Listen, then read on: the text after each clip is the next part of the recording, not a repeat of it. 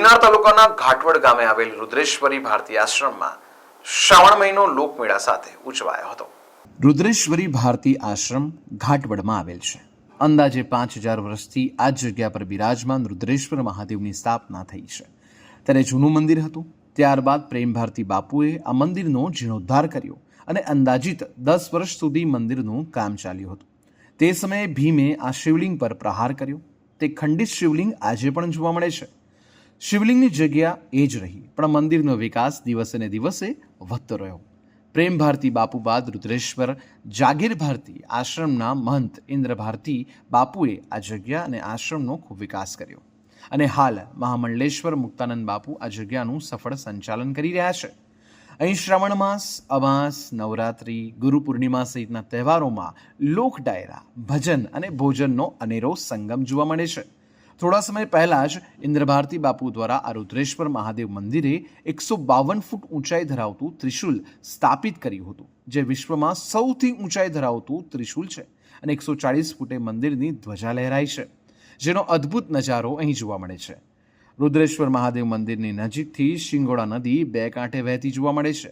જાણે કુદરતની ગોદમાંથી આ નદી નીકળતી હોય તેવો નયનરમ્ય નજારો અહીં જોવા મળે છે। હજારોની સંખ્યામાં અહીં આવતા ભાવિકો માટે ભોજન પ્રસાદની સુંદર વ્યવસ્થા ભારતી આશ્રમમાં કરવામાં આવે છે। આ મંદિરનો અનેરો ઇતિહાસ એવો છે કે ઘણા લોકોની માનતા પણ અહીં પૂરી થાય છે। રુદ્રેશ્વર મહાદેવ મંદિરની જગ્યામાં કોઈ પણ જ્ઞાતિ જાતિનો ભેદભાવ રખાતો નથી અને હિન્દુ મુસ્લિમ સમાજ સાથે રહી અને ભજન અને ભોજન સાથે લે છે। નટવરસિંહ જોરુભા,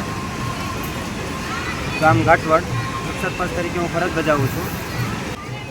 આ જગ્યા ગીર સોમનાથ જિલ્લાના કોડીનાર તાલુકાના ઘાટવડ ગામમાં આવેલી છે અને અમારા ગામમાં રુદ્રેશ્વર જાગીર ભારતી આશ્રમ અને મહાદેવનું મંદિર આવેલું છે અને ત્યાં લોકો દર શ્રાવણ માસ દરમિયાન દર સોમવારે મહાપૂજા થાય છે તથા બાપુ દ્વારા નાની દીકરીઓને બટુક ભોજન કરી અને સારી રીતે આયોજન કરવામાં આવે છે।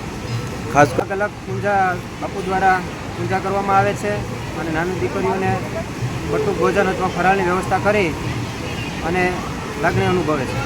ખાસ શ્રાવણ માસના છેલ્લા સોમવારે પછીના અમાસ નિમિત્તે અમારા ગામમાં એક ભવ્ય મેળાનું આયોજન કરવામાં આવે છે। તે આજુબાજુના 5-6 ગામના લોકો એનો આનંદ લે છે અને દર્શન કરી અને ધન્યતા અનુભવે।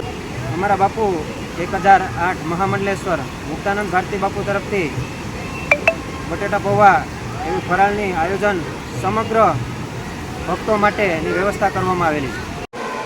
મારું નામ મસરીભાઈ ભાયાભાઈ બાંભણિયા, ગામ ઘાટવડ, તાલુકો કોડીનાર, જિલ્લો ગીર સોમનાથ।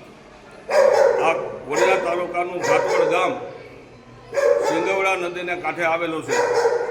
રુદ્રેશ્વર ભારતી આશ્રમ, એના મહંત હતા પ્રેમ ભારતી મહારાજ, એના છેલ્લા હતા ઇન્દ્ર ભારતી બાપુ, એના છેલ્લા આજે ગાદીપતિ જે છે શ્રી 1008 મુક્તાનંદ ભારતી બાપુ। આજે મુક્તાનંદ ભારતી બાપુ આ આશ્રમની અંદર એકદમ સરસ રીતે આ પવિત્ર શ્રાવણ માસ છે ને આજે અમાસ છે। અમાસના દિવસે બધાને ભોજન, ચા પાણી ખૂબ ખૂબ નદીના કાંઠે સરળ મજાનું અને સુંદર મજાનું આ આશ્રમ આવેલું છે।